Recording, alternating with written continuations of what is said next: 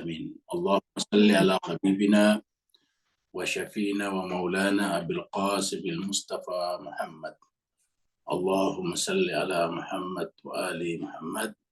اللهم صل على محمد وآل محمد. اللهم صل على محمد وآل محمد وعلى آله وصحبه الميامين المنتجبين. Masyarul muslimin rahimakumullah, kita bersyukur dengan syukur yang sebesar-besarnya karena Allah SWT masih berkenan untuk kita meneruskan pelajaran hikmah atau filsafat kita. Pada pertemuan yang lalu kita masih membahas tentang safar. Jadi semacam ringkasan safar dan 4 safar yang telah dibahas, yang akan dibahas dalam bukunya Mullah Sadra. Jadi disingkatkan supaya kita bisa mengerti, karena memang yang kita bahas ini bukan bukunya Mullah Sadra, tetapi buku tentang buku Mullah Sadra. Penjelasan tentang buku Mullah Sadra, ringkasannya, yang ditulis oleh orang lain, dalam hal ini Said Hussein Nasr. Kita masuk ke screen untuk meneruskan pembahasan kita.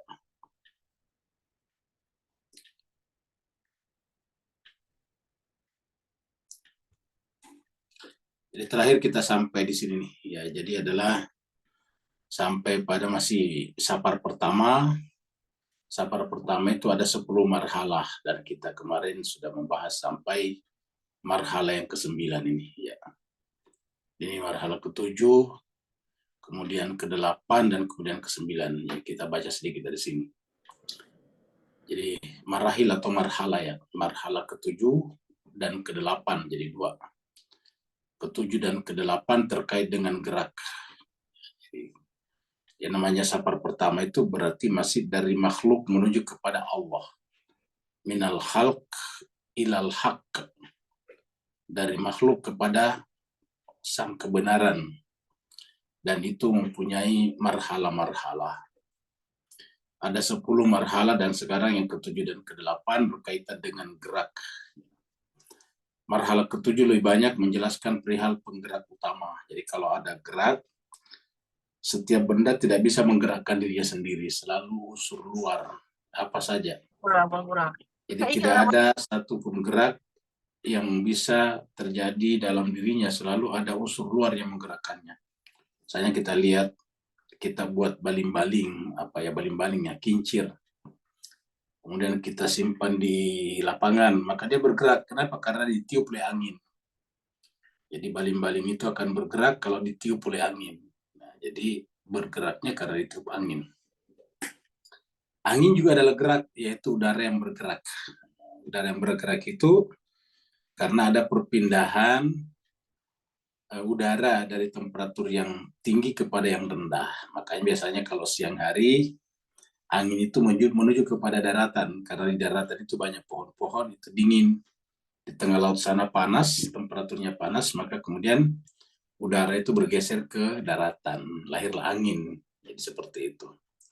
Jadi artinya apa? Penyebabnya gerak angin itu adalah karena ada temperatur yang tinggi di lautan, dan seterusnya.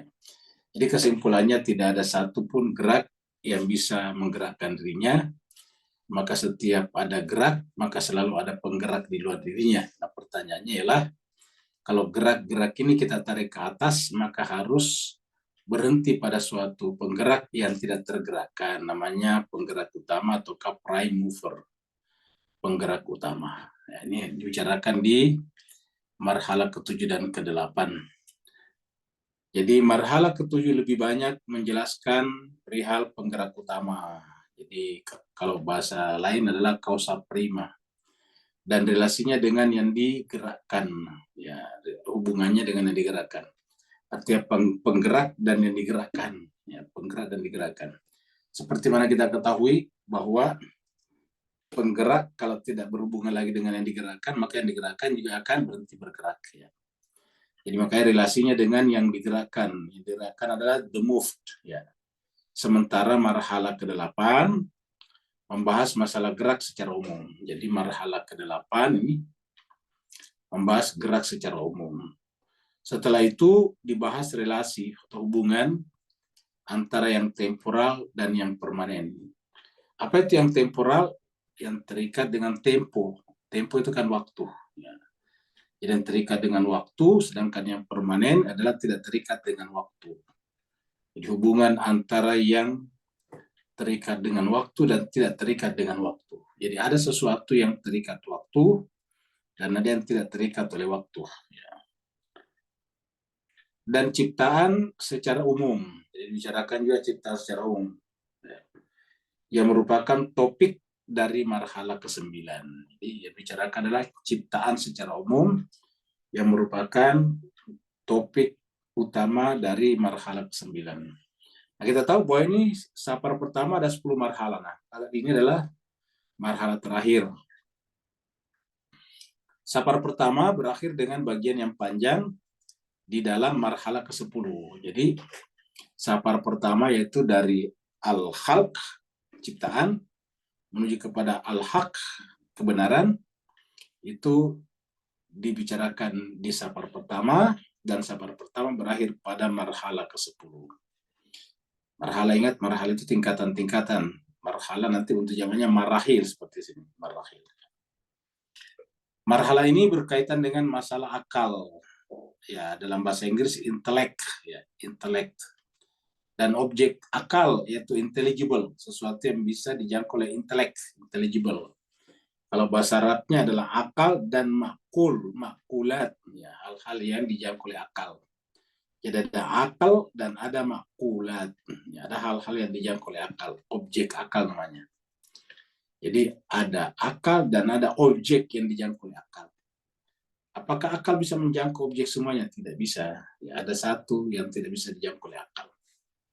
Yang daripadanya semua persoalan mengenai pengetahuan, relasi antara akal dan objek akal. Jadi pengetahuan itu sebetulnya muncul dari akal dan objek akal.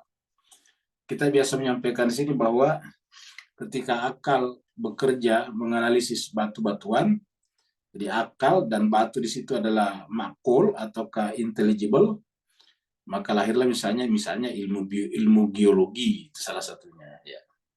Bisa juga lahir ilmu bangunan, tergantung apanya yang dipelajari. Jadi kalau yang dipelajari batu itu adalah aspek-aspek seninya saja, yaitu adalah lahirlah ilmu bangunan, ilmu arsitektur yang biasa menggunakan batu-batu alam tuh untuk finishingnya. Sedangkan kalau ilmu geologi yang mempelajari sifat-sifat batu, umurnya, sehingga kemudian hubungannya dengan batu-batuan yang lain, sehingga bisa disimpulkan kalau batu ginian banyak di suatu tempat, berarti di dekat sini mungkin ada yang namanya ada minyak bumi seperti itu. Jadi sapar pertama berakhir dengan bagian yang panjang di dalam marhala ke-10. Marhala ini berkaitan dengan masalah akal, intelek, dan objek akal, intelligible, yang daripadanya semua persoalan mengenai pengetahuan. Nah, semua persoalan mengenai pengetahuan. Jadi dengan demikian kalau kita bicara pengetahuan, ya mau tidak mau bicara akal dan apa yang bisa dijangkau oleh akal. Intelek dan intelligible, atau akal dan makul. Jadi kalau orang bicara tentang pengetahuan tapi tidak menggunakan akalnya, ya tidak bisa ketemu. Ya. Karena untuk menciptakan atau memiliki pengetahuannya harus pakai akal. Jadi ini adalah berkaitan dengan masalah akal yang daripadanya semua persoalan mengenai pengetahuan, relasi antara akal dan objek akal, relasi antara yang mengetahui dan yang diketahui. Jadi ada yang setelah kita menggunakan akal terhadap objek akal, lahirlah pengetahuan. Ketika pengetahuan muncul, maka lahir lagi relasi berikutnya, yaitu yang mengetahui dan yang diketahui. Hubungan antara yang mengetahui dan yang diketahui. Serta tingkatan-tingkatan pengetahuan sepenuhnya dikaji. Sangat mendalam di sini. Jadi kita bicara sapar pertama ini berarti di sini bicara tentang epistemologi namanya. Kalau epistemologi itu kan adalah bicara tentang pengetahuan, ya. Yaitu bagaimana kita mengetahui sesuatu, bagaimana kita tahu kalau yang kita ketahui itu benar, kan begitu. Maka itu bicara tentang intelek dan intelligible, akal dan makul atau makulat. Ya. Di relasi antara mengetahui dan yang diketahui, serta tingkatan-tingkatan pengetahuan sepenuhnya dikaji di sini. Tingkatan pengetahuan misalnya pengetahuan teknik, sains, filsafat, dan seterusnya.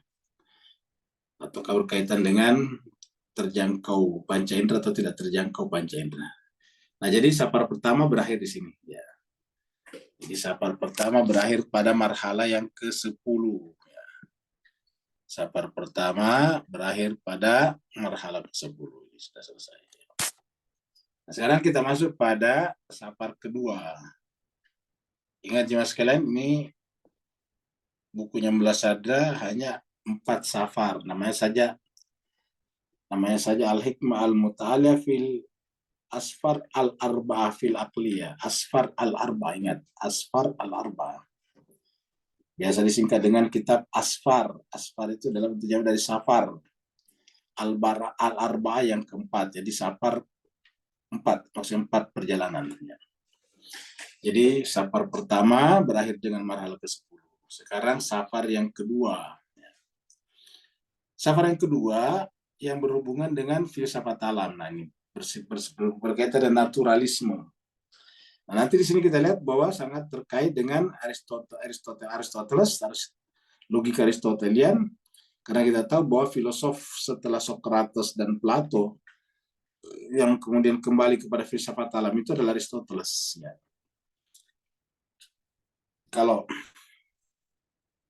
Kalau siapa namanya Plato kita sebut dengan filsafatnya adalah metafisika, maka Aristoteles fisika alam, ya, metafisika.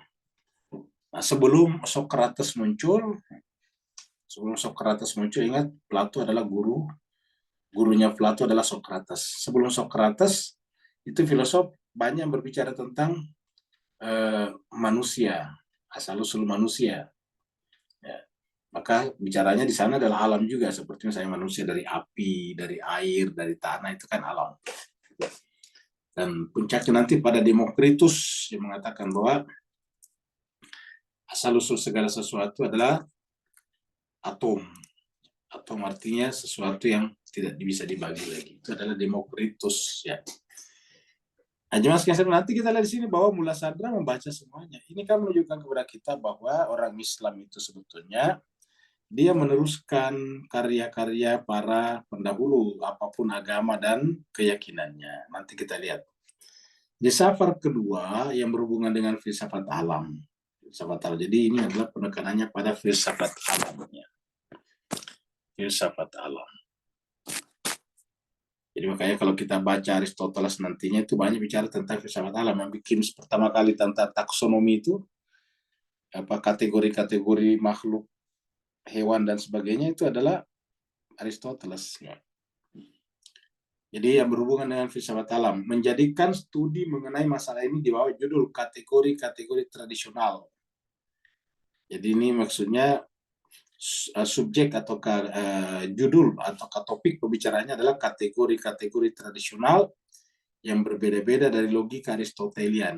Ya, logika Aristotelian bahasa Arabnya disebut dengan al-mantik al-aristi. Mantik itu logika, al-aristi adalah Aristoteles. Ya. Jadi kategori-kategori tradisional yang berbeda-beda dari logika Aristotelian. Kitab ini dibagi menjadi satu pengantar. Jadi kitab ini dibagi menjadi satu pengantar, yaitu muqaddimah. Ya. Jadi kitab ini dibagi menjadi satu pengantar. Muqaddimah. Pengantar itu muqaddimah.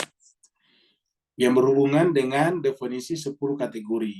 Nah, jadi muqaddimah dulu, baru berbicara tentang definisi Aristoteles. Ini 10 kategori ini adalah kategori Aristoteles. Ya.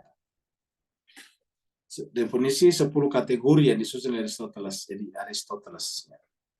Jadi kita lihat seorang ulama seperti Mullah Sadra tidak segan-segan belajar dari ilmuwan, ahli, filosof, walaupun berbeda agamanya. Ini Aristoteles lahir sebelum Nabi Isa. Ya, kira-kira hidupnya 300-400 tahun sebelum Masehi. Itu adalah Aristoteles. Ya. Jadi yang berhubungan dengan definisi 10 kategori yang disusun oleh Aristoteles. Dan beberapa bagian yang disebut funun. Funun ini bentuk jamak dari fan. Funun atau fan artinya dalam bahasa Arab seni. Jadi kalau fan itu adalah seni. Ya. Yang berkaitan lebih banyak dengan kategori-kategori yang terpisah. kalau bicara tentang funun, tentang fan, berarti lebih banyak dengan kategori yang terpisah. Bagian pertama atau fan menjelaskan masalah kuantitas. Nah, jadi di dalam berbicara tentang seni, sebetulnya seni yang dimaksud sini seni logika, sebetulnya seni berpikir. Ini funun atau kafan ini adalah seni berpikir. Karena bicara tentang Aristoteles, logika Aristoteles. Ini pasti berbicara tentang seni berpikir. Jadi berpikir ada seninya juga. Nah, dikatakan bagian pertama dari bukunya atau dari karya Aristoteles tentang fan menjelaskan masalah kuantitas. Kuantitas, menjelaskan masalah kuantitas ya. Kuantitas. Kuantitas itu kan bisa dihitung. Nah, kuantitas itu bisa dihitung. Misalnya 10 orang, 20 itu kan kuantitas. Rp1, Rp2 itu kuantitas. 2 meja, 3 meja itu kuantitas. Makanya kuantitas ini dalam bahasa Arab biasanya disebut dengan kam ataukah kamiyah. Ya, kamiyah. Kam itu kan berapa? Kam min fiatin berapa banyak? Kam. Kam saman berapa harganya itu kam. Jadi kalau kam itu berapa? Nah, berapa itu kan pasti bisa dihitung. Kuantitas. Maka disebut dengan kuantitas. Ya. Jadi kata kuantitas dalam bahasa Inggris, di dalam bahasa Arab diganti dengan kam, kamia. Berikut klasifikasinya yang berbeda-beda. Jadi berikut klasifikasinya yang berbeda-beda. Perluasan, ruang, persoalan-persoalan wujud, ruang hampa. Jadi klasifikasinya berbeda-beda. Jadi klasifikasi kuantitas yang berbeda-beda. Termasuk perluasan. Perluasan itu ya ke ruang, makanya belakangnya ruang. Kemudian persoalan-persoalan wujud, ruang hampa, dan lain-lain. Bagian kedua merupakan bagian paling panjang dari safar ini. Jadi bagian paling panjang dari safar kedua adalah bagian keduanya. Ada bagian pertamanya, bagian keduanya ya. Jadi bagian kedua dari safari kedua adalah merupakan bagian paling panjang. Ia menjelaskan masalah kualitas. Nah, ini maksudnya kualitas. Kalau kualitas itu kan nilai ya. Jadi kalau kualitas itu adalah nilai. Nilai. Ataukah kebagaimanaan. Nilai itu kan bagaimana kita berbuat, bagaimana kita bertindak. Maka disebut dengan kaifiyat. Ya, biasa kita dengarkan kata-kata apa kaifiyat, tata cara. Seperti tata cara wudhu, kaifiyat wudhu. Ya, dari kata kaif. Ya. Jadi bagian kedua merupakan bagian paling panjang dari safar ini yang menjelaskan masalah kualitas. Ya. Jadi ada dua, bicara tentang kuantitas, kamia, dan juga bicara tentang kualitas, yaitu kaifiyah. Dan pembagiannya ke dalam 4 kelompok. Ya. Jadi dibagi ke dalam 4 kelompok. Ya. 4 kelompok. 4 kelompok ya. Di bawah topik ini, di bawah topik kualitas, kaifiyah, kaif, dijelaskan beberapa pertanyaan seperti kualitas-kualitas yang tampak, terlihat, dan terdengar. Jadi, kualitas-kualitas yang tampak, terlihat, dan terdengar. Tentang potensialitas. Jadi, termasuk yang dibicarakan ini. Jadi, yang pertama tadi adalah kualitas-kualitas yang tampak. Ini kan kualitas. Ada yang tampak, ada yang terlihat, dan terdengar. Kemudian tentang potensialitas. Jadi selain bicara tentang kualitas, juga tentang potensialitas. Ya. Jadi selain bicara tentang kualitas tadi di sana, ini kualitas. Ya. Bicara juga tentang potensialitas. Ya. Potensialitas. Ya. Tentang potensi. Ya. Jadi potensi itu sesuatu yang ada secara tersembunyi atau istilah Inggrisnya inherent. Ya, inherent atau laten. Ya, ada di sana. Seperti contohnya kalau kita punya telur, ya secara potensi kan di dalamnya ada ayam. Itu adalah potensialitas. Tentu kita tidak bisa mengatakan saya mau beli ayam kalau kita mau beli telur, karena telur dan ayam beda. Tetapi telur itu adalah merupakan potensi ayam. Karena kalau telurnya menetas, dia akan menjadi ayam dan tumbuh menjadi ayam besar. Itu dengan potensi. dalam satu biji mangga ada potensi pohon mangga yang besar. Jadi potensialitas, kemudian tentang kualitas-kualitas yang dihubungkan dengan jiwa. Jadi ada kualitas yang berhubungan dengan jiwa. Dan ini sangat mendasar saya kira. Kualitas-kualitas yang dihubungkan dengan jiwa, nafs. Ya. Di antaranya misalnya ilmu, itu kan berhubungan dengan jiwa. Kemudian ada kualitas-kualitas yang dihubungkan dengan kuantitas, misal bentuk lingkaran. Kok kenapa dikaitkan dengan kuantitas padahal dia kualitas? Karena tidak pernah kita bisa melihat lingkaran berdiri sendiri. Selalu lingkaran itu berkaitan dengan benda, kuantitas. Misalnya 5 papan berbentuk lingkaran. Jadi itu adalah dua hal. Jadi kalau kita melihat benda, ada materi dan bentuk, materinya itu adalah kuantitas, bentuknya itu adalah kualitas. Jadi kita lihat di sini yang dibicarakan satu adalah kualitas-kualitas yang tampak, yang kedua adalah kualitas-kualitas yang dihubungkan dengan jiwa, dan ketiga kualitas-kualitas yang dihubungkan dengan kuantitas. Jadi ada kualitas-kualitas yang dihubungkan dengan kuantitas. Ya. Jadi ini adalah nomor satunya. Kualitas yang tampak ini nomor satu di sini. Kita sebutin nomor satu. Ya. Kemudian di sini adalah nomor 2.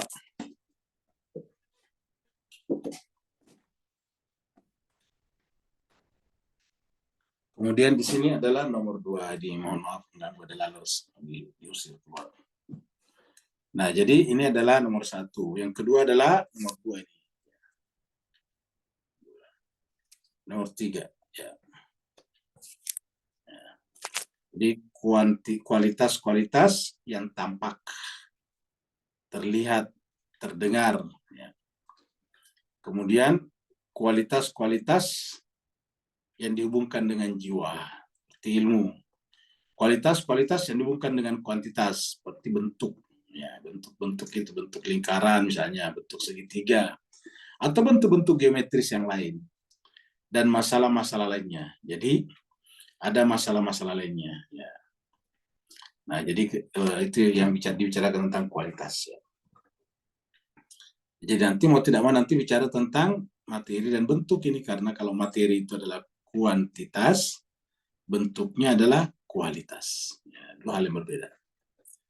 Kita juga manusia kan begitu, tubuh kita adalah kuantitas, tapi ilmu pengetahuan kita adalah kualitas. Ya, seperti itu. Jiwa kita itu adalah kualitas, bukan kuantitas. Jadi kalau ada orang memperbaiki jiwanya tapi mengejar kuantitas, itu pasti keliru. Ya, kualitas.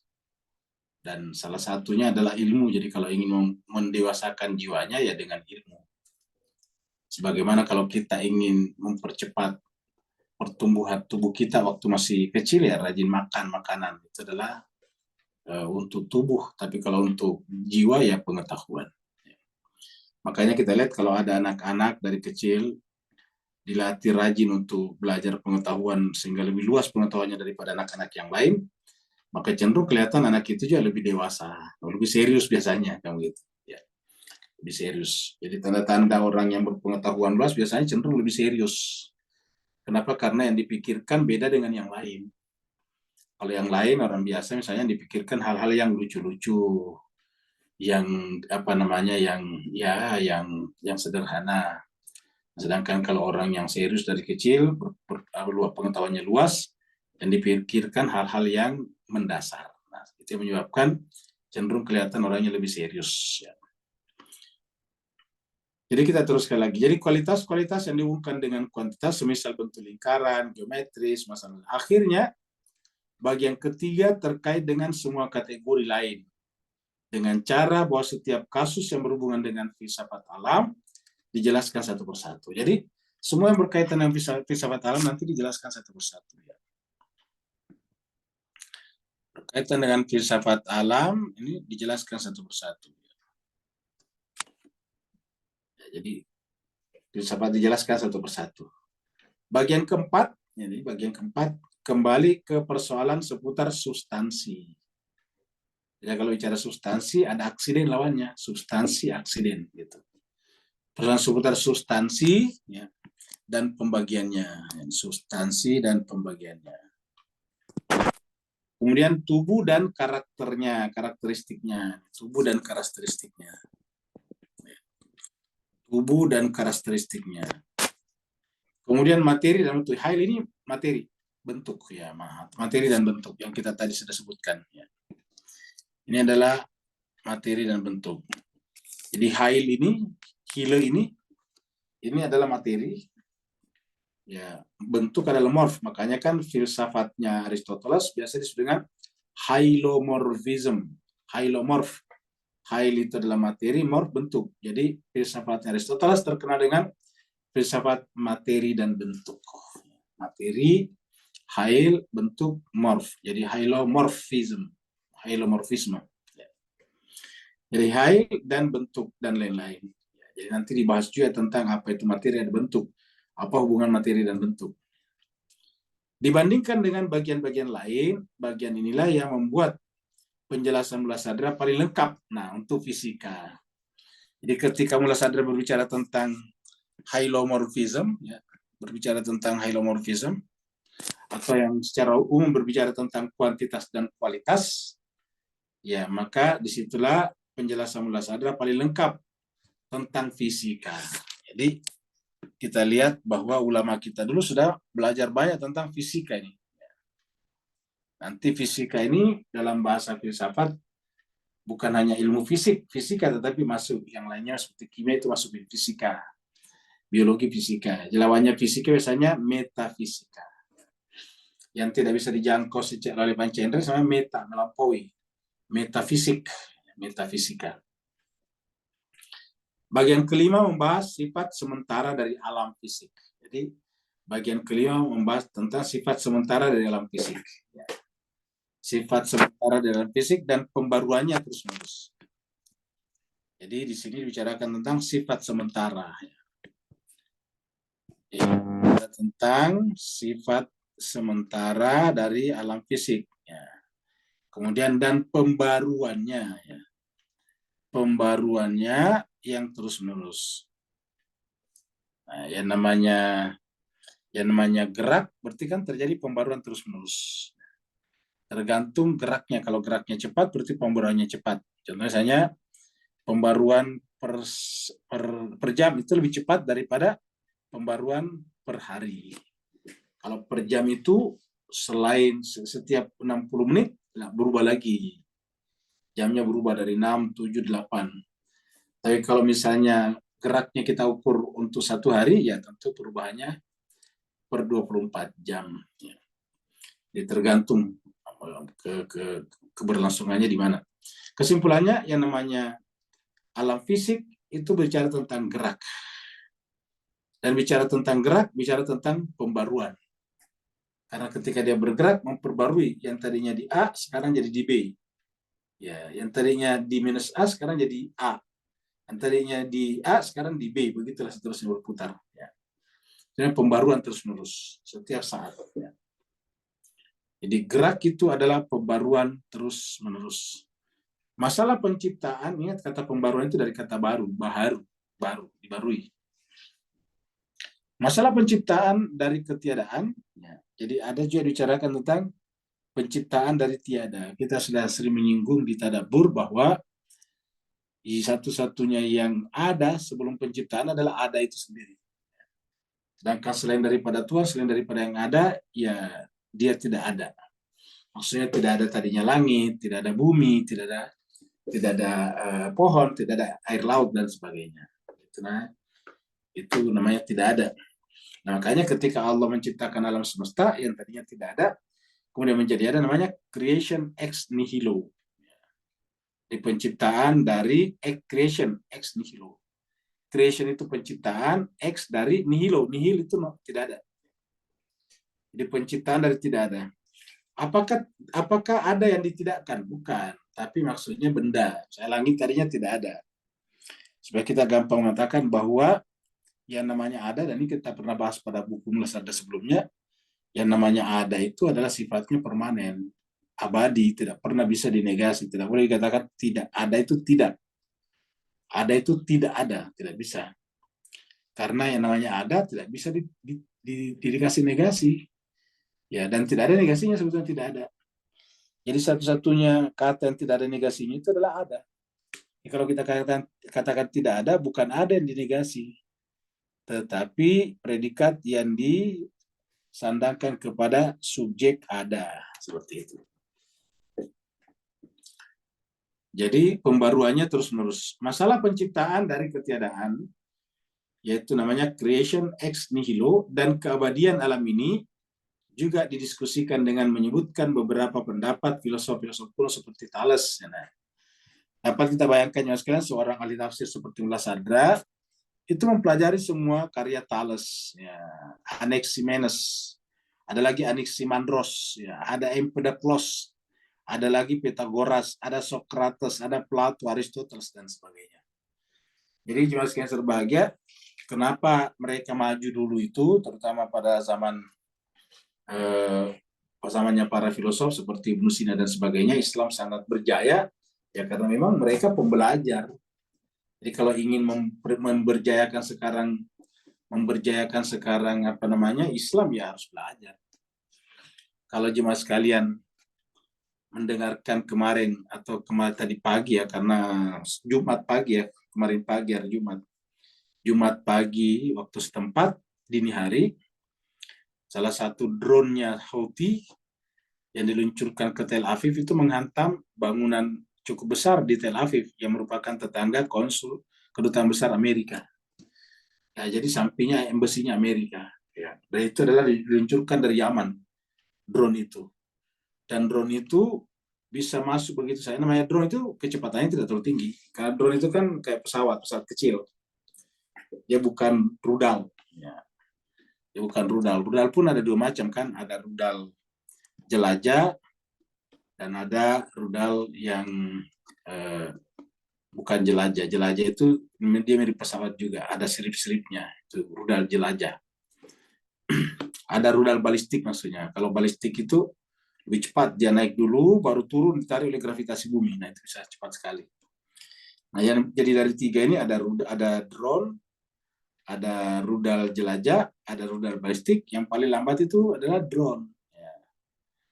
Jadi drone ini atau ke pesawat tanpa awak ini, ya, itu terbang dari Yaman.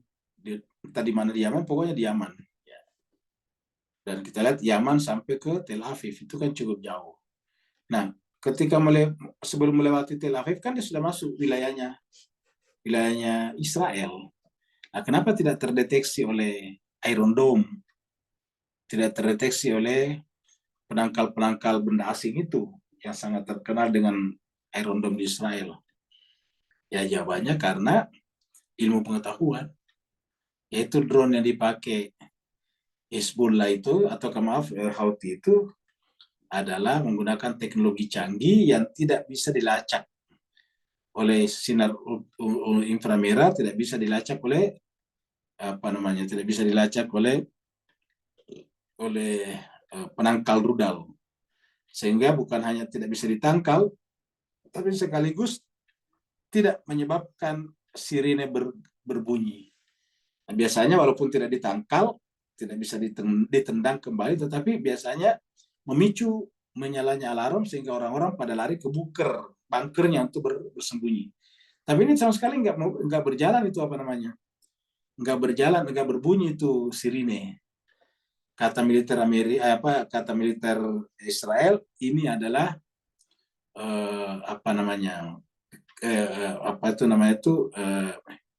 kesalahan manusia. Ya, jadi menurut mereka kesalahan manusia, maksudnya kesalahan mereka. Ya, sebetulnya itu bahasa mereka. Intinya adalah ini menggunakan teknologi yang sangat canggih. Ya, ya kalau bahasa Inggrisnya human error lah, human error disebutnya human error. Ya, tapi pada saat yang sama kalau human error, kenapa dia menyalahkan Amerika? Jadi ternyata yang menangkal ini adalah pasukan Amerika di Israel, karena dia menyalahkan Amerika. Kenapa bisa lolos masuk ini drone dan menghantam sampai ke jantung Israel, itu di Tel Aviv. Nah, namanya itu adalah Yafa, Ismuha Yafa, namanya Yafa. Nah, jadi kenapa bisa? Nah, pengetahuan, ingat, pengetahuan. Jadi kita akan bisa berjaya kembali umat Islam kalau berpengetahuan. Makanya jemaah sekalian, saya tidak pernah optimis Islam bisa maju kalau selama orangnya masih, mohon maaf, masih malas belajar.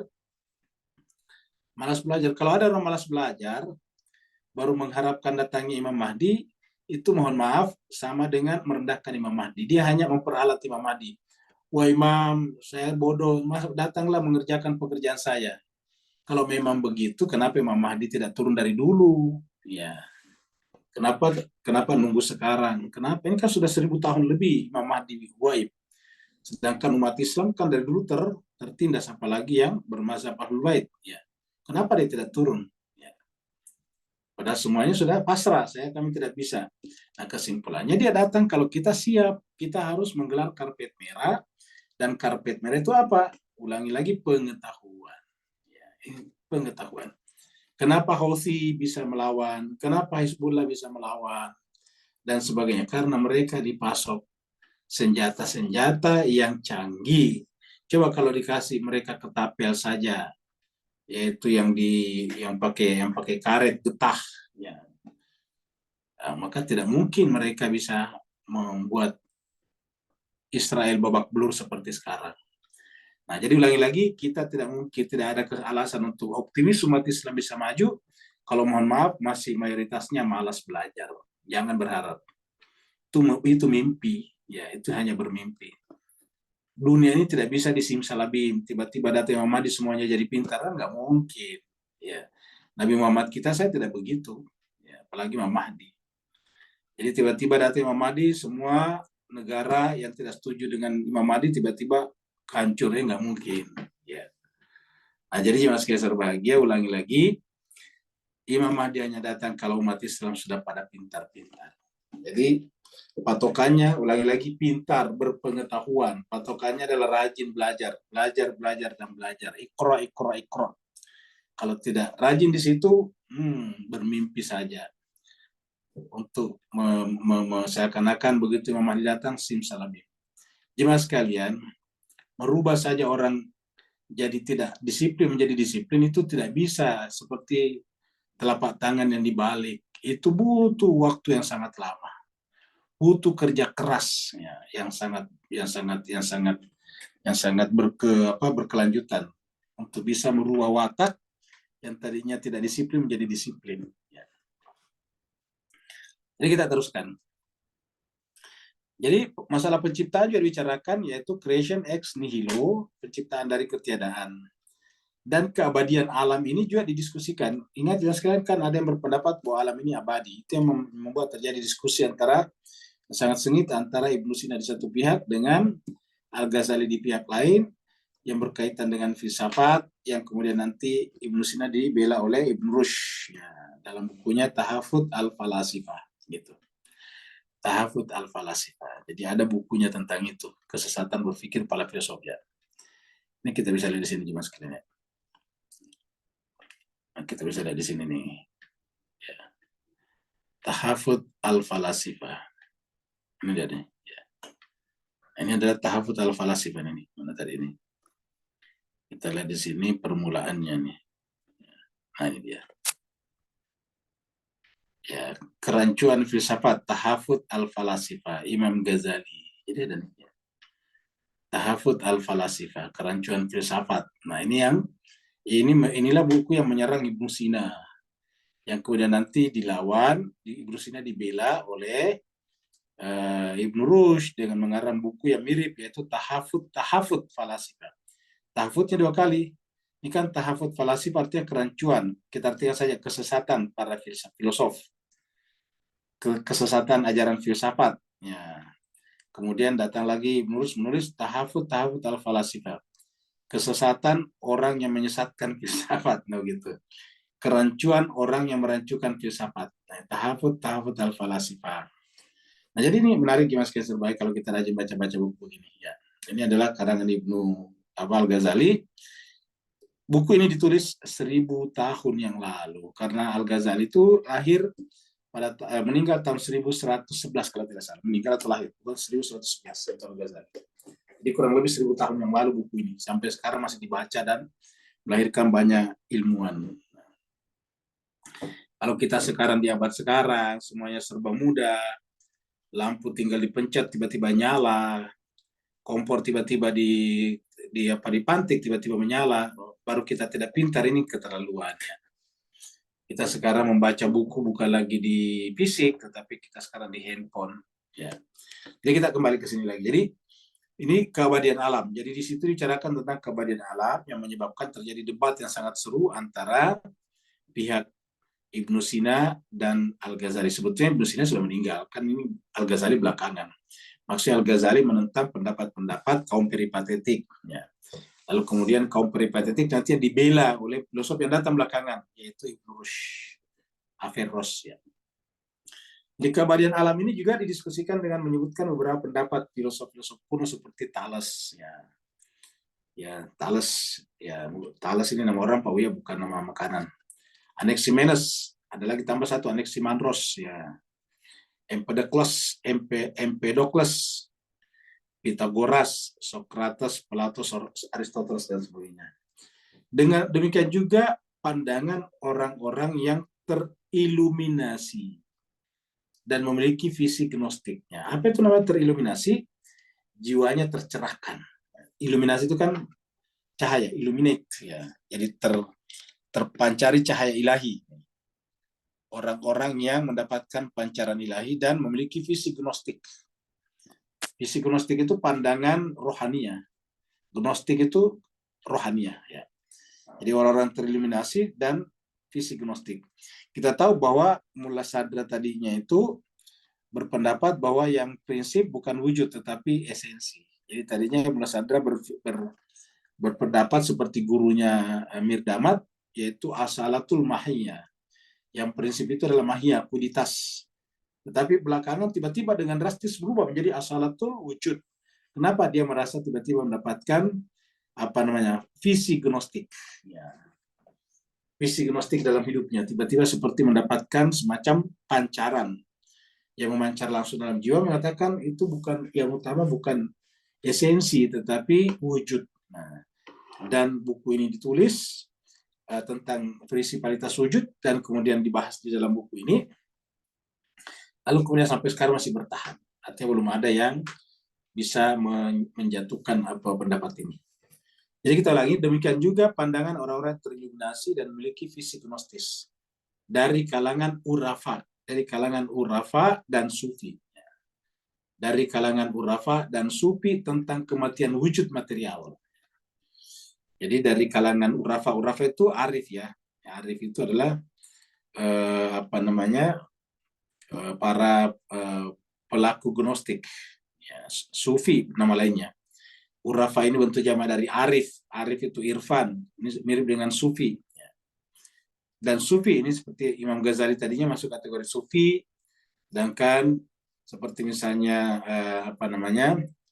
Syuhrawardi dan juga seperti misalnya Ibnu Arabi disebut dengan arif urafa. Urafa dan sufi tentang kematian wujud material. Jadi tentang kematian wujud material telah didiskusikan pada bagian yang terpisah. Ya. Dan akhirnya bagian ke-6,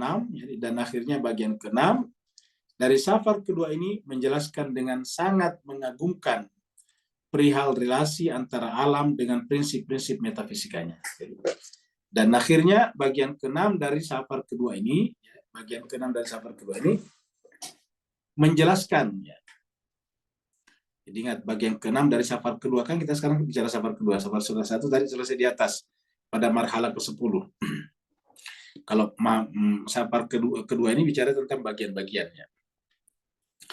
Jadi akhirnya bagian ke-6 dari safar kedua ini menjelaskan dengan sangat mengagumkan perihal relasi antara alam dengan prinsip-prinsip metafisikanya. Jadi antara alam dengan prinsip-prinsip metafisikanya. Alam itu kan fisik. Dan di balik fisiknya ada prinsip-prinsip metafisika. Ya seperti yang kita bicarakan bahwa setiap benda fisik pasti ada bentuknya. Namanya tadi kalau teorinya Aristoteles, hylomorphism. Tadi lihat sini, hylomorphism. Hylo materi, ini bentuk. Tidak pernah kita melihat materi tidak punya bentuk. Nah, tetapi bentuk merupakan materi, bentuk itu adalah metafisik. Dan kita lihat bahwa tidak pernah bisa materi terpisah dari, tidak pernah ada fisik yang terpisah dari metafisiknya. Tidak pernah ada materi yang terlepas daripada bentuknya. Jadi kalau kita sebutkan materi dan bentuk ya. Materi dan bentuk ya. Ambil contoh misalnya kita bikin apa saja ya. Seperti ini. Kemudian di sini ada ketebalannya, kira-kira gitu. Ini ada ketebalannya. Kan ada bentuk. Ya, katakanlah ini adalah meja ya, atau kayu berbentuk lingkaran, kalau gitu ya. Lingkaran. Maka kita lihat, katakanlah ini adalah kayu. Katakanlah ini adalah benda ini adalah kayu. Ya. Sedangkan bentuknya ini namanya lingkaran. Jadi bentuknya lingkaran ya. Lingkaran atau bundar ya, lingkaran. Nah, dua hal yang berbeda. Kayu dan lingkaran berbeda. Ini berada pada satu unit. Pada satu unit, yaitu kayu dan lingkaran tidak terpisah nih. Ini adalah kayu berbentuk lingkaran. Jadi materinya kayu, fisiknya kayu, tetapi bentuknya lingkaran. Ini disebut dengan materi dan bentuk. Ya, materi dan bentuk. Materinya ini adalah materinya di sini, di kayu ini, ya. Sedangkan bentuknya di sini, ya, di lingkaran ini, ya. Materi dan bentuk. Jadi ada materi kayu dan bentuknya lingkaran. Materi dan bentuk. Ini disebut Aristoteles dengan hail, dan ini adalah hylomorphism. Dan kita lihat tidak pernah kita bisa melihat benda atau fisik tanpa ada bentuknya. Tapi bisakah bentuk berdiri sendiri tanpa bendanya? Jawabannya bisa, di dalam pikiran kita. Ya. Kenapa? Karena ini bukan materi. Ini bisa masuk dalam pikiran kita, tapi kayunya tidak bisa masuk dalam pikiran kita. Jadi yang bisa masuk dalam pikiran kita adalah pemahaman tentang kayu, bukan kayunya. Kita pahami yang namanya kayu begini. Kita pahami batu begini, tapi tidak pernah batu masuk dalam pikiran kita. Yang masuk dalam pikiran kita adalah lingkaran itu, karena dia bukan benda. Kalau benda ini masuk dalam pikiran kita, penuh pikiran kita, tidak muat, karena ini kan besar sekali misalnya. Nah, jadi ini adalah contoh. Jadi kita teruskan lagi ke sini. Jadi ulangi lagi dengan demikian juga pandangan orang-orang teriluminasi. Iluminasi itu adalah tersinari oleh cahaya dan memiliki fisik gnostik, yaitu dari kalangan urafa, kaum arif, dan sufi, tentang kematian wujud material, ya, dan ini telah didiskusikan pada bagian terpisah. Dan akhirnya bagian ke-6 dari safar kedua ini menjelaskan dengan sangat mengagumkan perihal relasi antara alam dengan prinsip-prinsip metafisikanya. Jadi yang dibahas di sini sangat dalam adalah relasi antara alam dengan prinsip-prinsip metafisikanya, yaitu pada bagian ke-6 ini, yaitu pada safar kedua. Bagian ke-6 dari safar kedua menjelaskan yang sangat mengagumkan perihal atau berkenaan dengan relasi hubungan antara alam dengan prinsip-prinsip metafisikanya. Jadi alam dengan prinsip-prinsip metafisikanya, ataukah fisik dengan prinsip-prinsip metafisiknya. Alam kan fisik ya. Dan ini adalah metafisik melampaui fisik. Kualitas kepasifan dan reseptifnya. Kualitas kepasifan dan kualitas reseptif, kemampuan menerima. Jadi ada disebut dengan kualitas kepasifan dan reseptifnya di hadapan pancaran alam spiritual. Di hadapan pancaran alam spiritual atau alam batin. Kan kualitas itu kan bukan kuantitas. Ya, ingat, kalau yang berbicara tentang fisik tadi, alam itu adalah kuantitas. Berbicara tentang metafisik tentu kualitas. Kualitas kepasifan dan reseptifnya di hadapan pancaran alam spiritual. Jadi kualitas itu kan bersifat tetap, karena dia bukan benda. Karenanya disebut dengan pasif. Tapi pada saat yang sama memiliki kemampuan untuk menerima. Menerima apa? Menerima pancaran dari alam spiritual, alam rohani, alam batin. Ya. Jadi jiwa kita tuh memiliki kemampuan. Persis seperti lidah kita. Lidah kita itu cuma sekalian memiliki namanya reseptor, kemampuan reseptif. Ya. Memiliki kemampuan reseptif. Ya. Ini reseptif. Lidah kita. Lidah kita itu kan kelihatannya pendek. Tapi kok bisa merasakan manis, pahit, getir, kecut, itu macam-macam. Manis juga dirasakan beda-beda. Dia tahu ini adalah manis mangga, ini adalah manis apel, ini adalah manis gula aren, ini adalah manis gula putih, gula batu. Itu bisa membedakannya. Padahal sama-sama manis. Ya. Kecut juga begitu bisa dibedakan mana kecutnya mangga muda, mana kecutnya misalnya asam, kemudian mana kecutnya misalnya gandaria, buah gandaria. Itu bisa dibedakan. Nah, kok kenapa bisa? Nah, karena di lidah kita itu terletak jutaan bahkan miliaran saraf-saraf reseptif. Setiap urat saraf itu bisa membedakan setiap rasa tersebut. Nah, bukan hanya di lidah kita, tapi juga di dalam batin kita. Ya, dalam batin kita. Nah, karena batin kita punya juga reseptifnya, maka dia bisa menerima pancaran dari alam spiritual, sehingga merasakan. Terjadilah zauq, seperti mana tadi, lidah juga zauq. Nah, jadi ada kualitas kepasifan dan reseptifnya di hadapan pancaran alam spiritual, alam batin. Ya, pengikat yang menghubungkan semua fenomena alam dengan hukum-hukum atau tatanan ilahi. Jadi, dialah mengikat, menghubungkan semua fenomena alam ini dengan hukum-hukum tatanan ilahi. Ya. Jadi menghubungkan semua fenomena alam dengan hukum-hukum atau tatanan ilahi, divine order. Divine order, tatanan ilahi.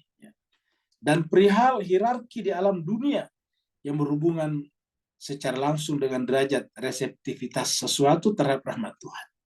Berbeda-beda. Sama misalnya dengan rahmat Tuhan, jemaah sekalian. Rahmat Tuhan itu kan banyak ya. Dan kita punya reseptor yang macam-macam untuk menangkap rahmat Tuhan itu.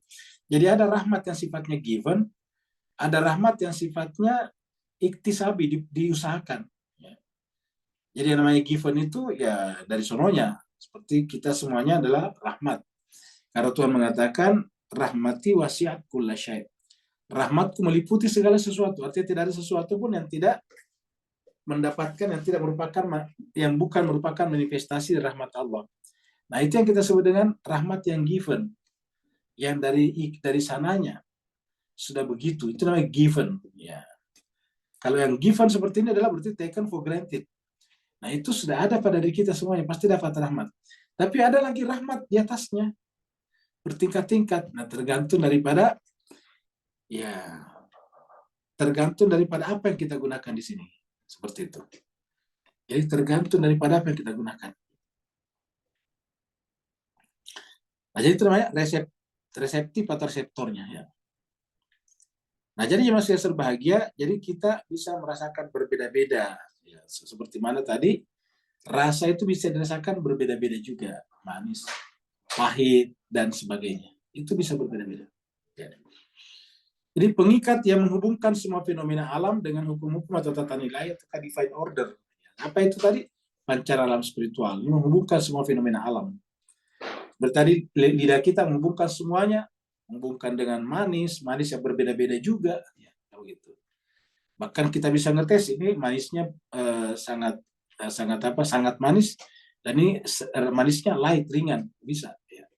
Nanti kalau kita pesan kopi, terkadang kita bisa pesan kopi kental, kopi sedang, kopi yang light. Nah, jadi siapa yang membedakan itu ya? Lidah kita.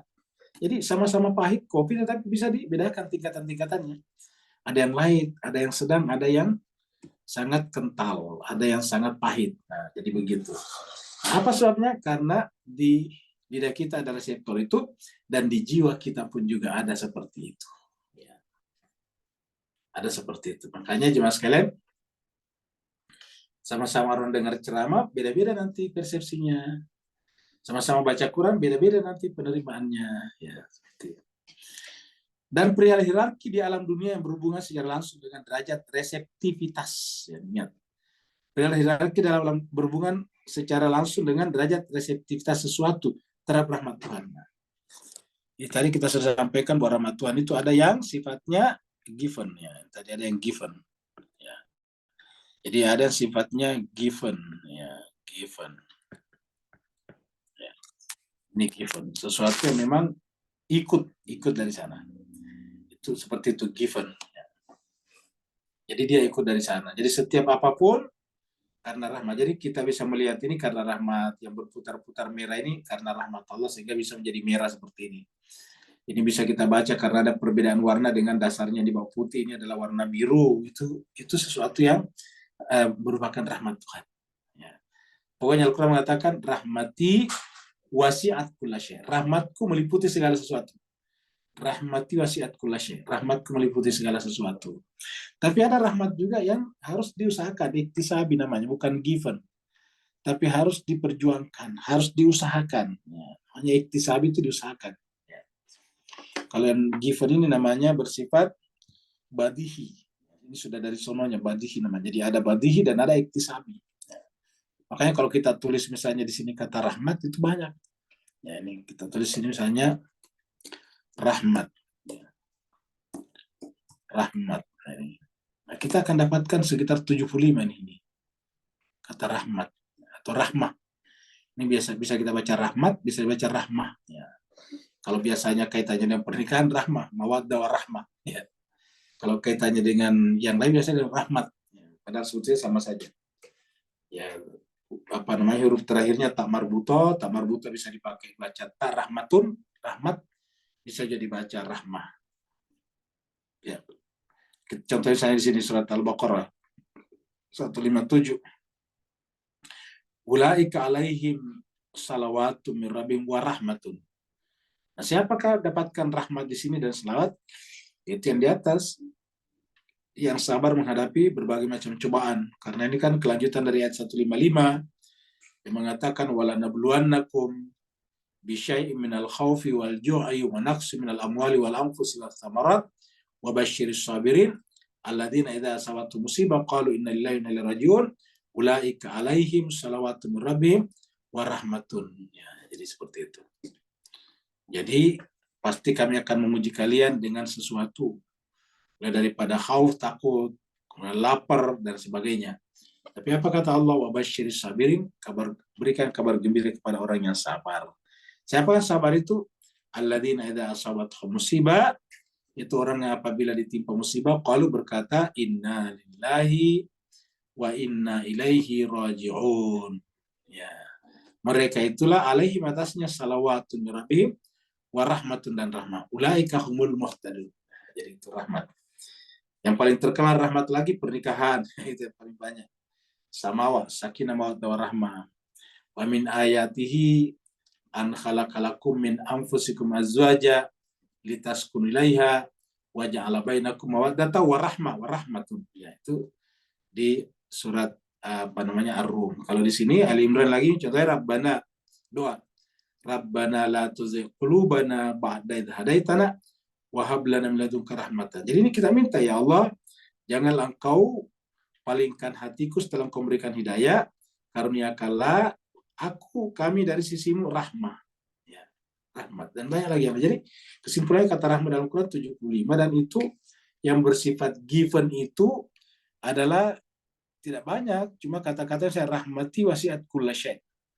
Rahmati wasiat kulla syai'. Ya, ada kata-kata rahmati wasiat kulla syai'. Ya. Kita tulis di sini menjadi rahmati ini. Nah, ini dia. Hanya ada di dua tempat. Al-Araf dan Al-Ankabut ini. Rahmati wasiat kulla syai'. Ya. Ulaika yaisu min rahmati. Mereka adalah orang berputus asa dari rahmat. Dua. Di sini katakan rahmati wasiat kulla syai'. Rahmatku meliputi segala sesuatu. Tapi selainnya itu adalah rahmat saja, ya seperti ini.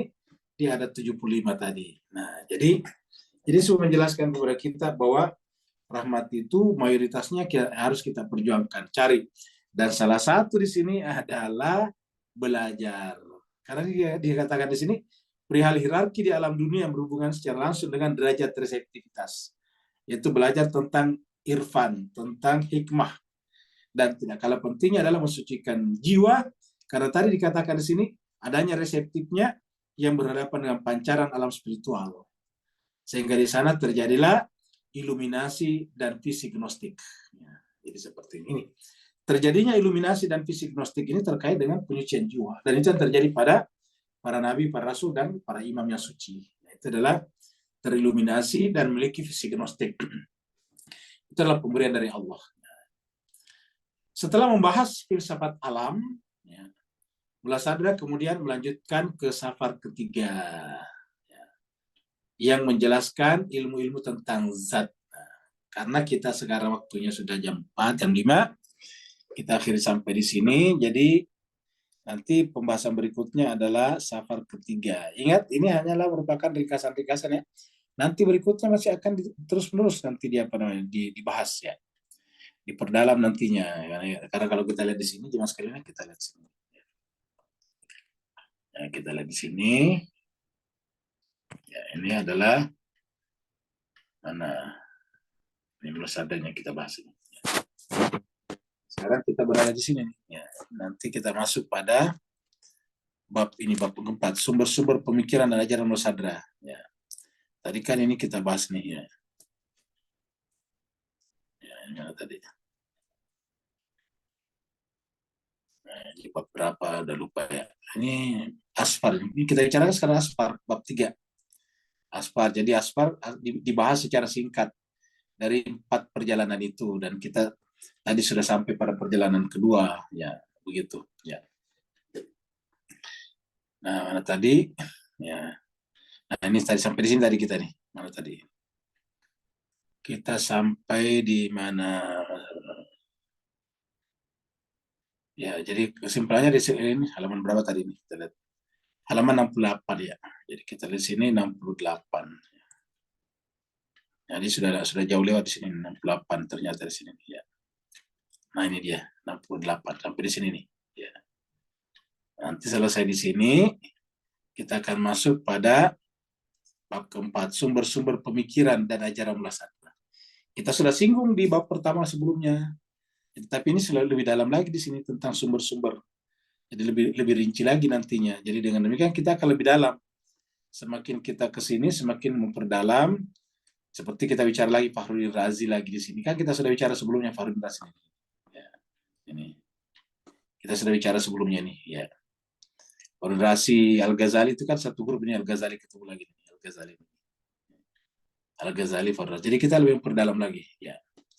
Ya, begitulah seterusnya. Kita lebih dalam. Jadi jemaah sekalian kalau mau dalam tentang Mullasadra, sebelum kita baca buku aslinya ya kita harus mengikutinya di sini ya.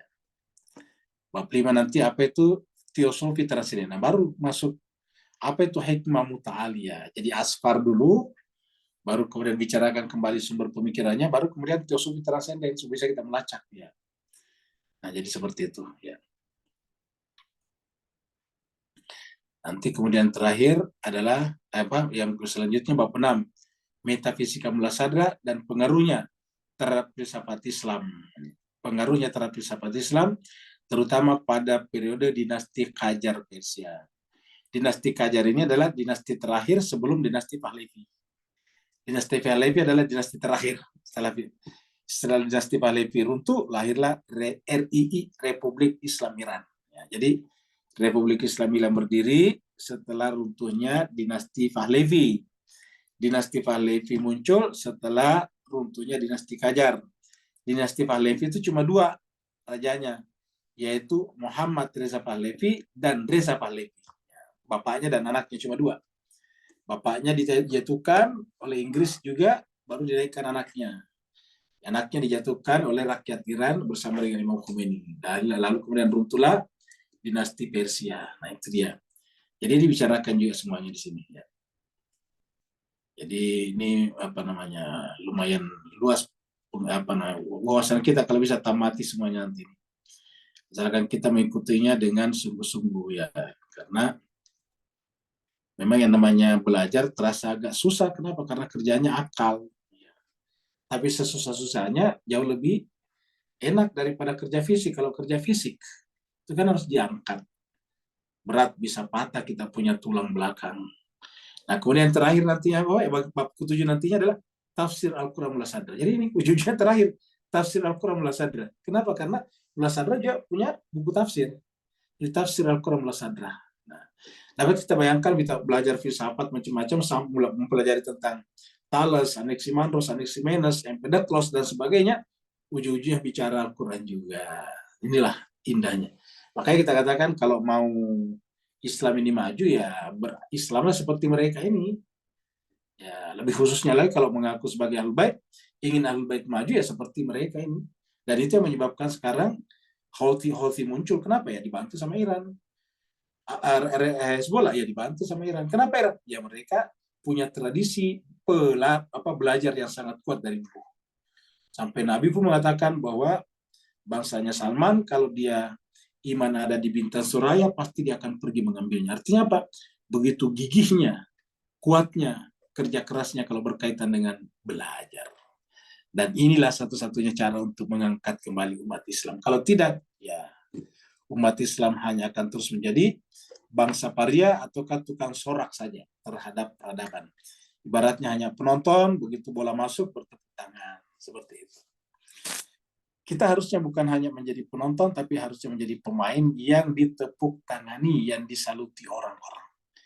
Terima kasih jemaah sekalian berbahagia, mudah-mudahan ada manfaatnya. Kalau benar itu dari Allah, kalau salah ya dari pribadi saya. Kalau yang kita sampaikan dalam buku ini adalah sesuai, yaitu adalah dari Mullah Sadra. Dan Mullah Sadra kita tahu hubungannya dengan Allah juga sangat-sangat intensif. Terima kasih, yang mau bertanya dipersilakan. Tadi sampai di mana? Assalamualaikum Ustaz. Waalaikumsalam warahmatullahi wabarakatuh. Silakan Kak Nur.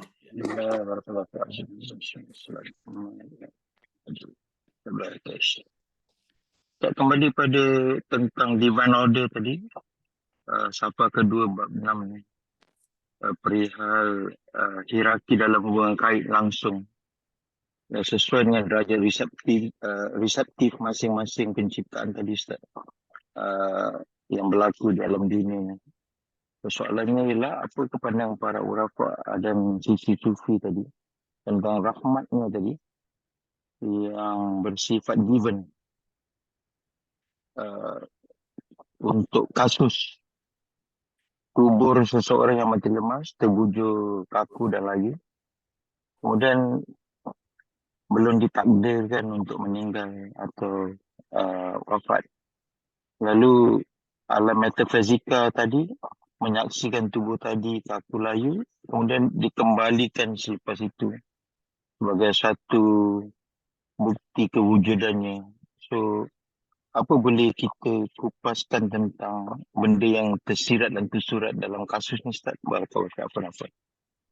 Baik, terima kasih banyak Pak Nur. Sebelum kita bicarakan tentang ya, tubuh yang sudah kaku ya, kita bicara dulu tentang reseptif tadi ini. Sebelum bicara tentang divine order ya, kita sampaikan ya sekalian bahwa reseptif ini adalah berbeda-beda pada setiap kita.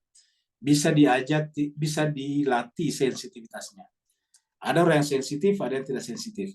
Seperti lidah kita juga. Lidah kita itu bagi mereka yang sudah kena penyakit gula, itu dia sudah tidak begitu sensitif terhadap rasa manis. Itu kata dokter ya. Jadi kalau orang katanya kena penyakit gula, diabetes, maka kemudian bagi kita orang normal itu sudah sangat manis, bagi dia belum manis ya. Kenapa? Karena sensitivitasnya terhadap gula menjadi menurun. Nah, itu namanya reseptif. Begitu juga misalnya yang suka makan yang pedas, yang hot. Maka kemudian kalau bagi kita sudah pedas sekali, sudah keluar air mata, bagi dia biasa-biasa saja. Kenapa? Karena reseptivitasnya dia itu sudah menurun kaitannya dengan pedas. Nah, jadi itu adalah berbeda-beda setiap kita. Nah, tapi ini tidak ada masalah kalau reseptivitasnya berbeda-beda. Kalau orang berpenyakit gula, reseptivitas gulanya menurun. Orang yang suka pedas, reseptivitas pedasnya menurun. Tapi kalau kaitannya dengan jiwa ini problem. Apa sebabnya? Karena kalau reseptivitas kita menurun, sensitivitas reseptif kita menurun, sebetulnya alatnya reseptor ya, reseptor. Jadi kalau reseptor kita menurun, sensitivitasnya, Ya, kita mungkin tidak merasakan bahwa di sekitar kita ada Tuhan. Ya. Seperti yang kita sampaikan bahwa Tuhan itu selalu bersama kita. Dia bersama dengan hambanya, bersama dengan makhluknya, tapi tidak melekat. Nah, pertanyaan apakah kita merasakan dia ada atau tidak ada? Nah, itu adalah tergantung daripada sensitivity of reseptornya. Tergantung daripada sensitivitas penerima penangkap ini reseptornya. Ya. Nah, kalau kemudian kita sensitif, sedikit saja kita berasa, misalnya kita mendengar suara halus saja kita merasa itu adalah suara Tuhan. Kita melihat kembang saja, kita melihat, saya rasa melihat Tuhan. Kita mencium melati yang semerbak di malam hari, kita seolah-olah merasa itu adalah Tuhan yang telah menampakkan dirinya pada kita. Nah, kalau kita merasakan itu, maka kita punya jiwa, pikiran terhubung dengan seluruh tatanan ilahi. Ya, kita menyatu dengan hukum-hukum atau tatanan ilahi, divine order. Ya. Dan sebetulnya itu kita kembali kepada rahmat yang given tadi. Ya. Jadi sebetulnya ini kan yang given tidak pernah hilang, selalu ada pada diri kita. Nah, seperti misalnya putihnya ini kertas given, selalu putih. Kalau kemudian menjadi hitam karena ditulis, ya itu bisa dihapus. Kalau kita hapus ini, maka kemudian putihnya muncul kembali. Nah, begitulah juga dengan jiwa kita. Kita aslinya adalah rahmat Tuhan. Seperti tadi ayatnya, rahmati wasi'at kulla syai'. Rahmatku meliputi segala sesuatu. Jadi artinya semuanya ini adalah rahmat Tuhan. Termasuk reseptor kita tadi rahmat Tuhan juga. Nah, lalu kenapa kemudian kita tidak merasakannya? Itu tadi sensitivitas kita menurun. Ya, sensitivitas kita menurun. Nah, untuk melatihnya kembali, nah kita harus mendekatkan diri kepada Allah untuk kita menginjeksi kembali rahmat-rahmat yang sifatnya diusahakan, yang sifatnya tadi iktisabi, yang sifatnya harus dikerjakan, diperjuangkan. Nah, itu selain daripada seperti tadi contohnya, pernikahan diantaranya adalah salah satu cara untuk mengundang kembali rahmat Tuhan. Atau kamu perbaiki hati tadi, seperti doanya Rabbana la tuzigh qulubana ba'da idh hadaitana wa hab lana min ladunka rahmatan. Ya, atau misalnya seperti doanya Ashabul Kahfi, Rabbana atina min ladunka rahmah wa hayyi lana min amrina rasyada. Rabbana atina min ladunka rahmah. Diberikan lagi, minta lagi. Rabbana, wahai Tuhan kami, atina, berikanlah kepada kami min ladunka, dari sisimu rahmatan. Nah, wahai lana min amrina rasyada, dengan rahmat itu maka kemudian kehidupan menjadi rasyad, menjadi rasional, menjadi logik. Ya, jadi rahmat Tuhan ini ada secara given, tetapi kemudian tertutup oleh hijab-hijab. Nah, untuk mengangkat hijab-hijab ini kita harus menginjeksikan atau memberikan kembali rahmat-rahmat yang lain. Seperti tadi misalnya aslinya kita punya kain, baju atau sarung itu adalah bersih. Tetapi karena sering tertutup oleh debu, sering tertutup oleh lumpur, maka kemudian aslinya hilang. Katakanlah warna aslinya hilang. Bagaimana caranya? Kita harus membersihkannya dengan sabun. Semakin tebal kotorannya, semakin lama harus dicuci. Semakin banyak sabun yang harus kita berikan kepadanya. Nah, seperti itu. Begitulah juga dengan jiwa kita ini. Jadi kalau misalnya kita masih lama baru kemudian bisa mengerti, nah kita patut curiga jangan-jangan kita ini memang sudah terlalu tebal tebal debunya di dalam jiwa kita. Nah, berkaitannya dengan tubuh tadinya, bagaimana dengan tubuh yang sudah kaku? Ya. Nah, jemaah sekalian berbahagia, tubuh yang kaku secara fisik itu adalah kembali kepada asalnya, dalam pengertian gini, kita ini kan memang asalnya dari benda mati. Benda mati. Tanah kan benda mati, air benda mati. Tapi ingat, setelah benda mati baru jadi benda hidup. Jadi kalau kita lihat ayatnya, kita lihat di sini dulu supaya lebih jelas, supaya kita bisa gampang mengambil kesimpulannya. Kita lihat misalnya di sini surat Al-Mulk yang paling terkenal 67. Di sini kita lihat Alladzi sini dia yang di atas ini Allah. Wa huwa, dia Allah ala kulli syai'in qadir, berkuasa atas segala sesuatu. Siapakah dia? Ya Tabarak, yang Maha Suci itu. Nah, dia Allah yang Maha Suci itu juga yang khalaqal mauta, menciptakan mati dulu, baru wal hayata. Jadi kita lihat di sini bahwa khalaqa menunjukkan ciptaan. Khalaqa itu kan menciptakan. Nah, yang pertama disebutkan apa? Kematian. Jadi yang pertama diciptakan kematian, baru kemudian al hayata, ya, baru kemudian kehidupan. Alladzi khalaqal mauta wal hayata, yang dia menciptakan mati lalu hidup. Ya. Untuk apa? Liyabluwakum ayyukum ahsanu amala. Jadi kalau misalnya bisa terjadi seperti kasusnya Nabi Isa atau kasusnya Nabi Musa, orang sudah terbujur kaku secara fisik, lalu kemudian tiba-tiba bisa hidup kembali, ya karena berdasarkan ayat ini memang mati itu baru kemudian hidup, mati baru hidup. Ketika Tuhan memberikan, meniupkan kembali hidup padanya, dia akan hidup. Makanya kan kalau kita baca doa doa Ahad, kan ada tuh kata-kata ya hayyan qabla kulli hayy wa ya hayyan ba'da kulli hayy wa ya hayyan hina la hayy, kan begitu. Apa itu artinya? Wahai hidup sebelum semua yang hidup ada. Ya hayyan qabla kulli hayy. Wahai yang maha hidup sebelum kehidupan yang lain ada. Ya hayyan ba'da kulli hayy. Wahai hidup setelah kehidupan yang lain sudah ada, tetap dia hidup. Ya hayyan hina la hayy. Wahai hidup ketika yang lain sudah tidak ada yang hidup lagi. Jadi begitu. Jadi dia itu adalah maha hidup. Ya. Jadi dia maha hidup. Kenapa? Karena maha hidup, maka hakikat dia adalah hidup. Hakikatnya dia bukan mati. Ya, ingat, hakikatnya Tuhan itu adalah hidup, bukan mati. Selain Allah, hakikatnya mati, tapi hakikatnya Allah hidup. Jadi tidak ada asma Tuhan yang maha mati, tidak ada, yang ada maha hidup. Ya, jadi Allah itu adalah al-haya, maha hidup, tapi tidak ada Tuhan itu adalah al-maut atau al-mauta, maha mati, tidak ada. Tuhan itu tidak mati, yang mati itu adalah makhluk. Ya, selama dia diberikan hidup, dia makhluk. Ketika apa dia mati? Ketika dia mati artinya apa? Dia tidak ada. Dia belum dipasok hidup oleh dia. Begitu dia dipasok hidup oleh dia, baru hidupnya ada. Maka kemudian tadinya yang merupakan tanah ditiup oleh Allah, wa nafakha fihi biruhi, maka kemudian hiduplah Adam. Nah, begitulah seterusnya jemaah sekalian. Dengan demikian, secara penjelasan bisa, yaitu bahwa memang dia hidup. Maka ketika dia meniupkan sesuatu pada pada orang yang dibunuh pada zamannya Nabi Musa, lalu kemudian disuruh mereka menyembelih sapi betina, bagian sapi betina itu dipukulkan kepada mayit. Mayit itu kemudian hidup kembali dan berbicara siapa yang bunuhnya. Hal yang sama terjadi pada Nabi Isa, ketika Nabi Isa ditolak di mana-mana, bahkan dituduh macam-macam, dituduh sebagai anak haram. Maka kemudian dia bisa memperlihatkan bahwa yang di balik saya, di belakang saya adalah Allah SWT. Buktinya segala sesuatu yang tidak bisa dilakukan alam, bisa saya lakukan, kata Nabi Isa. Alam tidak bisa menghidupkan orang yang sudah mati jadi hidup, tapi saya bisa menghidupkannya.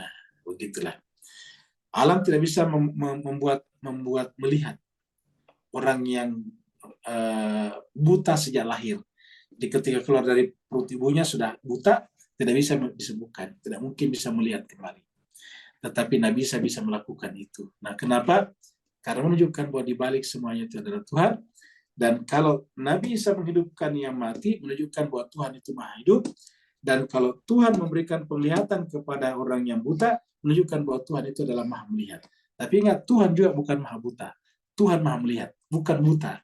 Jadi semua yang terjadi di dalam kasus Nabi Isa itu adalah menunjukkan bahwa Tuhan itu bukan mati, Tuhan bukanlah buta, Tuhan bukanlah sakit. Ya, ingat, sakit lepra kemudian disembuhkan oleh Nabi Isa.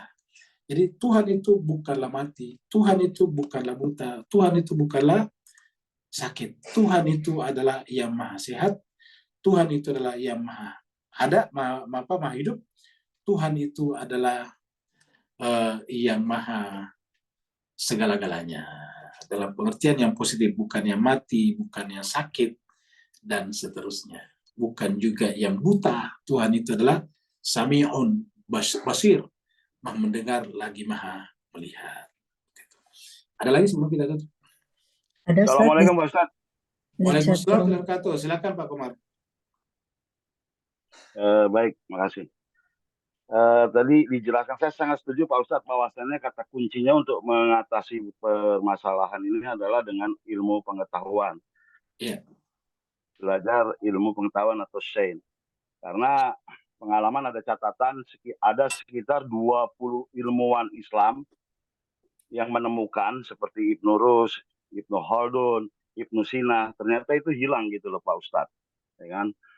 Nah, sementara umat Islam ini masih berkutat pada persoalan-persoalan remeh-temeh. Apakah ini termasuk konspirasi daripada negara Barat supaya negara Islam ini benar-benar tidak maju? Maka dikasihlah hanya gara-gara persoalan nasab saja melebar sehingga sampai saat ini masih terjadi. Mohon penjelasannya Pak Ustadz. Terima kasih. Baik, terima kasih banyak Pak Komar. Jadi ada benarnya bahwa kita selalu diberikan pekerjaan rumah yang remeh-temeh, yang tidak bernilai. Sehingga kita ribut di situ, habis waktunya di situ, dan tidak ada waktu untuk belajar hal-hal yang substantif, yang sangat mendasar. Ilmuwan terakhir yang dimiliki orang Islam yang tercatat namanya sebagai ilmuwan besar adalah Ibnu Khaldun dengan bukunya Muqaddimah, ya. Dan bukunya Muqaddimah. Sebetulnya Muqaddimah itu cuma pengantarnya, ya. Buku itu tebal sebetulnya, ada beberapa jilid tapi hilang. Yang ditemukan cuma buku jilid pertamanya, dan itu pun cuma pengantar. Maka sudah Muqaddimah, ya. Ya, itu kalau tidak salah nama judul buku itu adalah Al-Ibarah, ya, kalau tidak salah ya, kalau tidak salah ingat itu judul bukunya Ibnu Khaldun itu adalah itu. Nah, itu ada pengantarnya namanya Muqaddimah. Itu Muqaddimah itu satu juz, satu buku tebal. Itu Muqaddimah saja, introduction. Cuma introduction aja, pengantar. Dan membaca Muqaddimah saja itu menyebabkan ilmuwan-ilmuwan dunia termasuk di barat menggelari Ibnu Khaldun sebagai bapak sosiologi modern. Ya. Jadi Ibnu Khaldun ini sampai sekarang dipelajari sebagai bapak sosiologi modern. Mendahului misalnya seperti Emil Durkheim, yang terkenal kan Emil Durkheim. Itu didahului oleh orang seperti Ibnu Khaldun. Ya. Auguste Comte itu kan didahului semua oleh Ibnu Khaldun. Artinya semua dibahas oleh Ibnu Khaldun, membahasnya dengan sangat indah. Nah, saya seribu sayang, Ibnu Khaldun itu boleh dikatakan sebagai ilmuwan terakhir dari sisi sains, dan Mullah Sadra dianggap sebagai filosof terakhir. Tapi kalau dari dunia Syiah Ahlul Bait kan tidak. Kalau di dunia Sunni bahkan yang terakhir itu adalah Al-Ghazali, Imam Ghazali. Yang diserang Imam Ghazali adalah Ibnu Sina. Jadi terakhir itu adalah Ibnu Rushd. Kita tahu bahwa Ibnu Rushd itu adalah ilmuwan, filosof, ahli matematika, tapi juga ahli syariat. Ya. Kenapa? Karena dia menulis juga buku tentang fikih dan usul fikih, yaitu ada mujtahidnya, lupa judul persisnya. Itu bukunya Ibnu Rushd adalah buku satu-satunya yang menggabungkan antara usul fikih dan fikih, ya. Usul fikih dan fikih. Nah, jadi itu adalah karya Ibnu Rushd, padahal dia adalah filosof pada saat yang sama. Bidayatul Mujtahid. Jadi nama buku itu adalah Bidayatul Mujtahid. Ya, itu adalah karyanya Ibnu Rushd, dan itu membahas tentang di mana-mana ulama itu hanya membahas membuat usul fikih kah ataukah fikih kah. Seperti contohnya Imam Syafi'i, itu buku usul fikihnya berbeda dengan fikihnya. Usul fikihnya namanya Ar-Risalah, buku fikihnya namanya Nah, itu beda.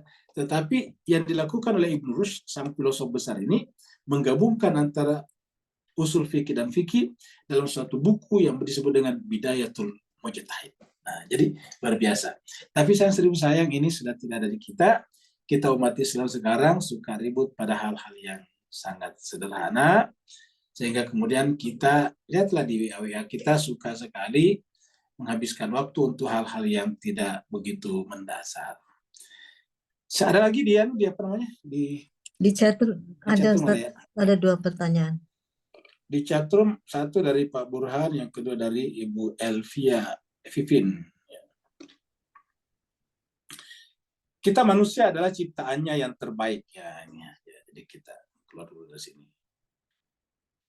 Jadi kita manusia adalah ciptaan yang terbaik. Betul sekali. Al-Quran mengatakan, laqad khalaqnal insana fi ahsani taqwim. Terbaik. Atau walaqad karramna bani Adam, banyaklah. Faktanya juga kita lah manusia yang bisa menguasai seluruh pengetahuan. Persoalannya, kata Pak Burhan, apakah ciptaan yang selain manusia itu saling mendukung kemaslahatan manusia untuk mencapai suluk yang tertinggi? Maksudnya ciptaan selain manusia, yaitu saling mendukung kemaslahatan manusia. Jawabannya bukan mendukung, cuma menjadi alatnya Tuhan, rasulnya Tuhan. Contohnya malaikat. Malaikat itu rasulnya Tuhan untuk menyampaikan wahyu kepada rasulnya. Jadi malaikat Jibril rasul Tuhan juga untuk menyampaikan wahyu Tuhan kepada rasul Tuhan, itu Muhammad dari kalangan manusia. Nah, itu kalau mendukung seperti itu ya. Contohnya lagi misalnya pada perang Badar, Tuhan mendatangkan beribu malaikat ya, untuk mendukung Nabi dalam perang Badar. Itu disebutkan dalam surat dalam Al-Quran. Nah, jadi artinya apa? Jadi itu mendukung dalam pengertian seperti itu. Tapi itu adalah atas perintah Tuhan. Kalau itu, iya. Ya. Kemudian berikutnya lagi dari Mbak Elvia Vivin. Ya. Mohon penjelasan bagaimana mekanisme fisik dan metafisik saling mempengaruhi. Ya. Sederhana sekali, yaitu bahwasanya tadi kita sudah lihat materi itu adalah fisik, bentuk bukan fisik. Jadi kalau dia bukan fisik kan berarti metafisik. Jadi bentuk itu masuk kategori metafisik. Meta itu melampaui fisik. Kenapa? Karena tidak ada wujudnya. Tidak ada yang pernah melihat wujud lingkaran. Tidak pernah ada yang melihat wujud segitiga, segi empat, segi lima. Bentuk-bentuk geometri tidak ada yang pernah lihat. Selalu kalau kita melihatnya dengan bendanya. Misalnya kita melihat kue berbentuk segitiga. Bola berbentuk, bola sepak berbentuk lingkaran. Seperti itu. Berbentuk bulat maksud saya. Atau misalnya piring yang berbentuk lingkaran. Nah, itu selalu yang kita lihat bendanya, tapi bentuk sebagai bentuk berdiri sendiri tidak pernah kita bisa lihat. Tetapi kita bisa pahami dan ada dalam pikiran kita. Itu sebabnya bentuk kita bisa pasangkan di mana-mana. Bentuk kita bisa simpan di kue, bentuk kita bisa masukkan di dalam lumpur yang dibentuk, yang dibuat dibuat kayak patung. Kesimpulannya bentuk-bentuk itu ada dalam pikiran kita. Dia hadir dalam dalam ilmu pengetahuan mental kita. Dia termasuk kategori wujud zihni namanya. Itu adalah bentuk. Dia adalah metafisik. Nah, tetapi kita lihat tidak pernah ada materi yang tidak ada bentuknya. Ya, berarti artinya apa? Materi tidak pernah bisa tanpa metafisik. Fisik tak pernah bisa tanpa metafisik. Nah, jadi sini kita lihat. Itu yang paling gampang kita lihat. Yang kedua, ya, manusia itu sekecil apapun atau sesederhana apapun, manusia punya pengetahuan. Paling tidak manusia tahu kalau dirinya ada. Saya dipanggil namanya Vivin, hadir. Nah, bukan kita tahu. Siapapun yang kita tahu, kecuali kalau dia sudah terganggu jiwanya, misalnya gila lain soal ya. Tapi selama dia manusia sesederhana apapun, walaupun dia tidak sekolah, tidak pernah sekolah sama sekali, tidak bisa membaca, tidak bisa menulis, tapi kalau kita panggil namanya, dia angkat tangan. Dia mengatakan saya. Ya, dia mengatakan dalam, kamu gitu. Jadi kalau kita panggil dia pasti sadar. Jadi artinya apa? Manusia tahu bahwa dirinya dia tahu, bahwa dia mengetahui dirinya. Nah, jadi pengetahuan itu apakah fisik atau bukan fisik? Jawabannya bukan fisik, dia metafisik, tetapi menyatu tak terpisahkan dengan diri manusia. Bahkan kita lihat juga pada hewan-hewan juga sebetulnya punya pengetahuan, tapi pengetahuan yang bersifat instinktif. Ya, contohnya saja, kalau kita lihat itu burung burung yang pintar membuat sarang. Sarangnya dibuat bergantung di ranting-ranting seperti bola, dirajut bisa sedemikian rupa kayak keranjang luar biasa. Itu ada burung seperti itu. Ya, burung manyar. Burung manyar itu bisa membuat sarang sedemikian indah, bisa membuat lubang kamuflase, sehingga kalau misalnya ada ular mau mengambil telurnya, dia salah masuk. Nah, kira-kira gitu. Itu adalah burung manyar. Itu kan punya kemampuan. Atau misalnya lebah madu yang bisa membangun sarang yang bersifat heksagonal. Ya, kan begitu. Nah, ini semuanya adalah punya pengetahuan tapi terbatas. Kalau bukan pengetahuan, ya bagaimana bisa membangun itu? Ya, Tapi pengetahuan kita sebut dengan pengetahuan instinktif. Tapi pengetahuan apapun, walaupun dia instinktif, sebetulnya dia adalah bersifat non materi. Dia adalah bersifat metafisik. Ya. Makanya sarang yang dibuat burung manyar itu adalah fisik. Tetapi pengetahuannya burung manyar membuat itu adalah bukan fisik. Jadi maaf, sarangnya tadi fisik. Tetapi pengetahuannya burung manyar membuat itu adalah metafisik. Tidak bisa kita lihat. Tidak bisa kita jangkau. Tidak bisa kita pegang. Yang bisa kita lihat burung manyarnya, kepalanya dengan paruhnya. Tapi kita tidak pernah melihat ilmunya, kecerdasannya, keterampilannya untuk merajut sarangnya sedemikian rupa. Ya, ini adalah menunjukkan bahwa kita manusia yang sifatnya fisik tidak pernah bisa tanpa metafisik. Jadi kesimpulannya, fisik tidak bisa berdiri sendiri tanpa metafisik. Tapi metafisik bisa berdiri tanpa fisik. Ya. Terima kasih banyak. Wassalamualaikum warahmatullahi wabarakatuh. Waalaikumsalam warahmatullahi wabarakatuh. Waalaikumsalam warahmatullahi wabarakatuh. Syukran, Ustaz. Afwan.